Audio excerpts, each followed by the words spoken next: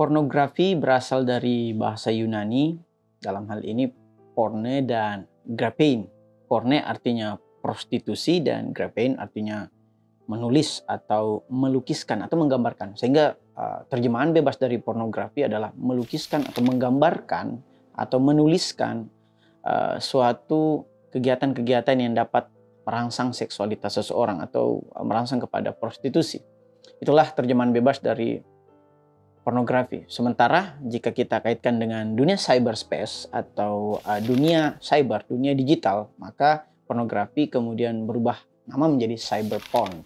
Cyberporn sendiri dapat kita artikan sebagai penggunaan cyberspace dalam menampilkan, mendistribusikan, dan mempublikasikan pornografi dan material-material cabul lainnya. Nah, ketika pornografi ini kemudian bertemu dengan teknologi, maka konten cabul semakin mudah proliferasinya, bukan hanya semakin mudah tetapi juga semakin murah, sehingga cyberporn menjadi semakin tersebar secara merajalela di lini masa kita ataupun anak-anak kita.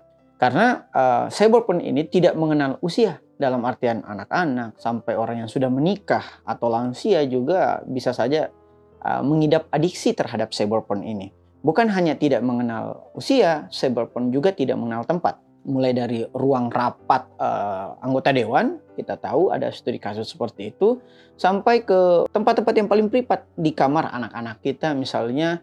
Dan juga cyberporn ini tidak mengenal gender, jadi bukan cuma laki-laki yang menjadi pelaku dari adiksi cyberporn, tetapi juga perempuan. Sehingga tidak adanya batas-batas terhadap gender, usia, tempat membuat cyberporn ini merupakan bisnis yang sangat menggiurkan. Cyberporn sendiri memiliki karakteristik yang tentunya sedikit lebih berbeda daripada pornografi secara umum. Dalam hal ini, cyberporn faktornya anonim. Dalam artian orang yang mengonsumsi cyberporn itu bisa saja tidak menggunakan username-nya sendiri, bisa pakai username yang sifatnya anonim atau tanpa nama. Faktornya juga tidak kasat mata, sehingga penikmat dari cyberporn ini kan tidak kelihatan.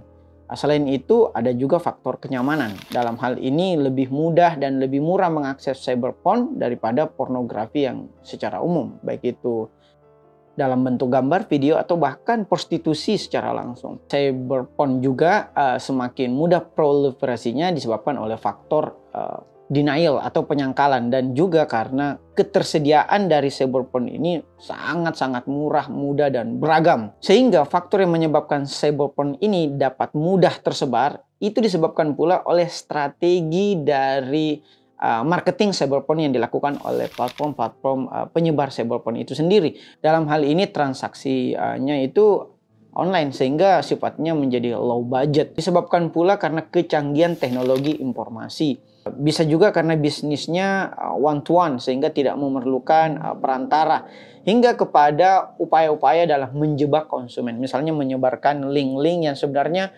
mengantarkan kita kepada situs-situs pornografi. Nah, itulah faktor-faktor yang menyebabkan cyberporn dan strategi marketing dari cyberporn. Nah, sekarang kita masuk kepada dampak yang ditimbulkan. Terus kenapa kalau kita mengonsumsi cyberporn? Nah, ini ada beberapa dampak dari Ferry Sulianta. Dalam hal ini, pertama, psikologi kita menjadi terganggu atau mengalami delusional.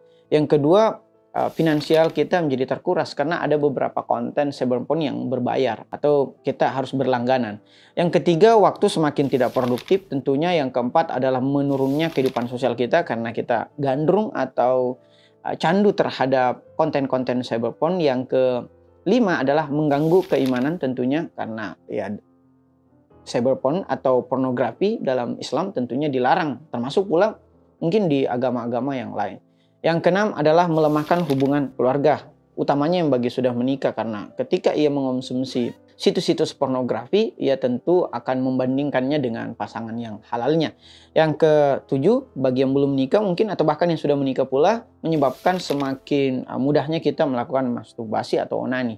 Yang kedelapan adalah pencabulan, karena kita sering mengonsumsi cyberporn, akhirnya kita terangsang untuk melakukan kegiatan-kegiatan yang sebenarnya menyimpang, dalam hal ini pencabulan, bahkan pada pemerkosaan atau bahkan pembunuhan.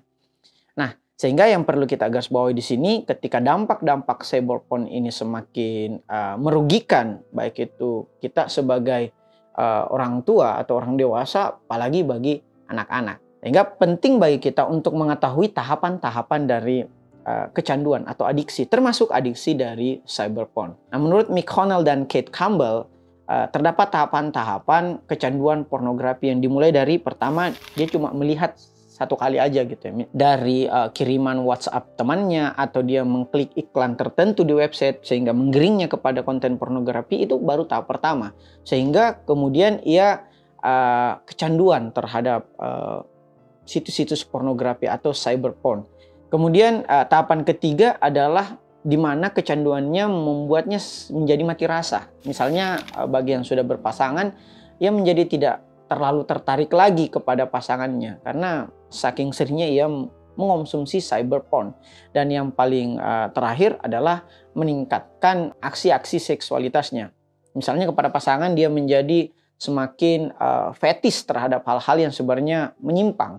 Bagi yang belum berpasangan, itu akan membawanya seperti yang disebut tadi pada pencabulan, pemerkosaan, bahkan sampai pembunuhan. Nah, bagi beberapa orang, cyberporn dianggap sebagai sesuatu yang tidak tabu atau biasa aja atau hiburan belaka.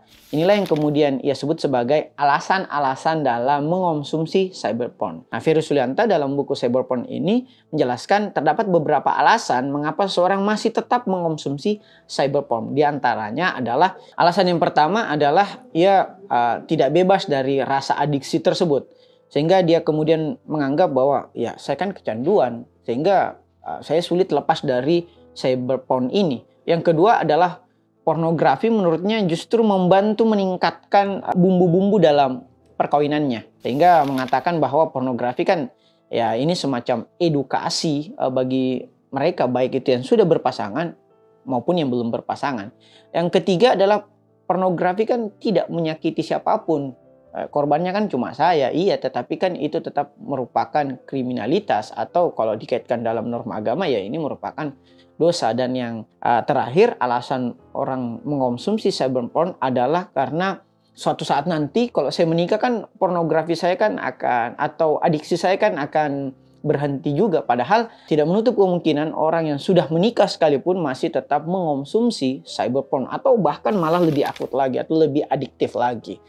Nah, mengapa sih cyberporn ini dengan mudahnya tersebar? Ada beberapa alasan mengapa proliferasi atau penyebaran cyberporn ini semakin mudah dan murah. Di antaranya, distribusi yang ia lakukan melalui website, melalui email, melalui messenger, misalnya melalui instant messenger kayak WhatsApp, Telegram, dan sebagainya, sosial media, bahkan sampai chat-chat atau bahkan ke room-room yang sifatnya privat kayak DM di Instagram ataupun message di Facebook. Nah, selain itu cyberporn juga kini bukan hanya menyerang orang dewasa tapi bahkan menyerang anak-anak. Baik itu sebagai konsumen, distributor, pelaku hingga korban dalam konten cyberporn tersebut. Nah, pertanyaan kemudian apa yang harus kita lakukan agar anak kita atau kita sendiri itu dapat terhindar dari cyberporn atau bagaimana langkah-langkah penanggulangan terhadap kriminalitas cyberporn itu sendiri. Izinkan saya menjelaskannya kepada 3 penanggulangan kejahatan. Yang pertama preemptif, yang kedua preventif, dan yang ketiga adalah represif. Yang pertama adalah preemptif atau mencegah niat terjadinya kejahatan. Itu dapat kita lakukan dengan menanamkan nilai-nilai pendidikan agama dan moral kepada anak atau kepada diri kita sendiri terhadap apa? Terhadap bahayanya konten-konten pornografi. Apalagi dengan adanya ancaman terhadap data pribadi kita, pikiran kita itu semakin mudah dibajak oleh algoritma. Yang kedua adalah penanggulangan secara preventif atau mencegah terjadinya kesempatan melakukan kejahatan. Itu dapat kita lakukan dengan menerapkan misalnya internet filter software atau blokir konten website, aplikasi, hingga kepada keyword-keyword yang tertentu kita dapat blokir.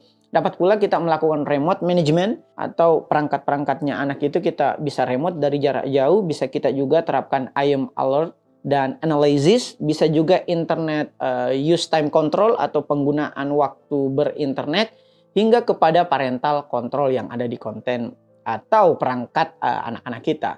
Dan langkah penanggulangan yang terakhir adalah represif atau penindakan terhadap suatu kejahatan, dalam hal ini kejahatan cyberporn, yaitu kita dapat memberikan sanksi kepada anak, dalam hal ini mulai dari sanksi moral atau sanksi penyitaan terhadap perangkat digital anak sehingga ia tidak akan dapat mengakses konten cyberporn lagi, bahkan sampai kepada sanksi hukum. Misalnya kita melaporkan kejahatan yang menurut kita tidak mampu lagi kita tangani, sehingga ini dapat membuat kita lebih waspada atau aware terhadap kejahatan cyberporn itu sendiri. Selamat menjaga diri dan keluarga dari bahaya cyberporn. Sekian, wassalamualaikum warahmatullahi wabarakatuh.